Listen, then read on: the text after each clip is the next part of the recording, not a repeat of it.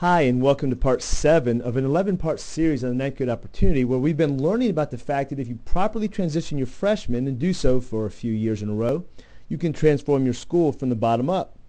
Today in part 7, we'll be looking at the topic of organization and time management skills. Now, organization and time management skills, that's one component of a successful freshman transition program. And let's remember, just like the other components that we've looked at, the most important thing is that they all hinge off of this student-centered team common planning period. The most important ingredient of a successful freshman transition program is a team of teachers that meets together daily to meet the needs of freshmen. And when they do so, they can come up with great ways to teach kids how to be organized and how to manage their time.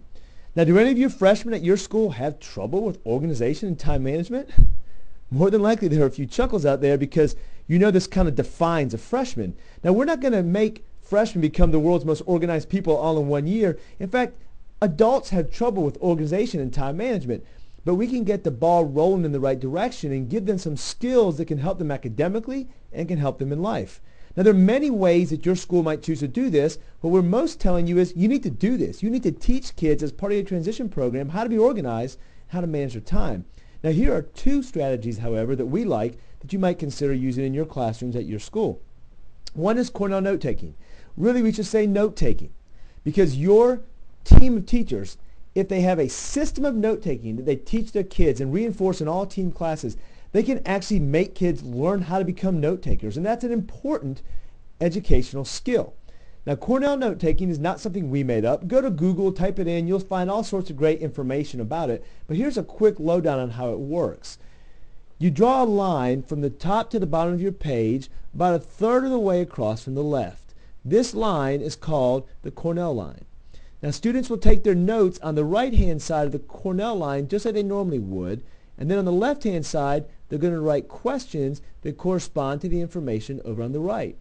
So, for example, if the notes in my history class that were written on the right were about Hitler, then the students might go back on the left and write in questions like, where was Hitler from? What war did he help cause? That sort of thing.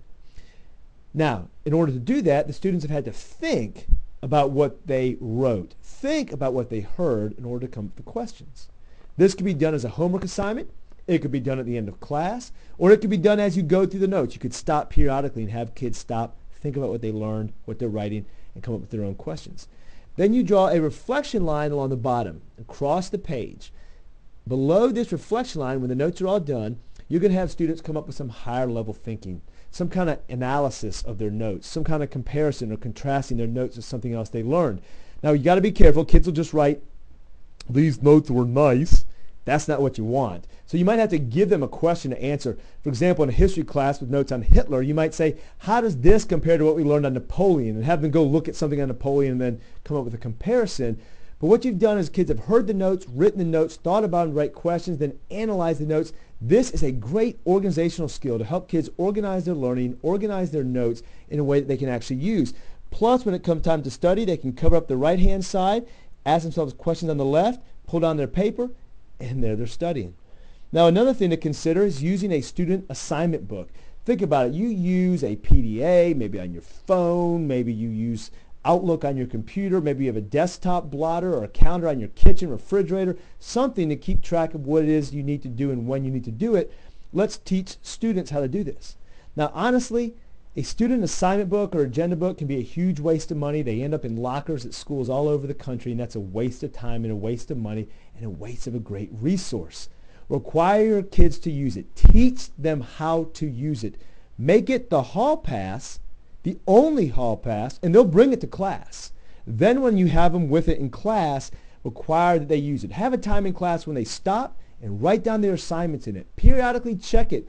Give them points or some kind of candy or some credit for having it done. Administrators, stop by the freshman classes. Say, hey, can I see your agenda books? If they have their homework written down, give them a sucker or give them a piece of gum or something as a way to recognize it, reward them for it, and to encourage them to use it. But this is a powerful tool that is often underutilized. Use this, teach your kids to use it, require them to use it, and help them learn time management skills. Please contact us if you have any questions. We look forward to speaking with you more about freshman transition.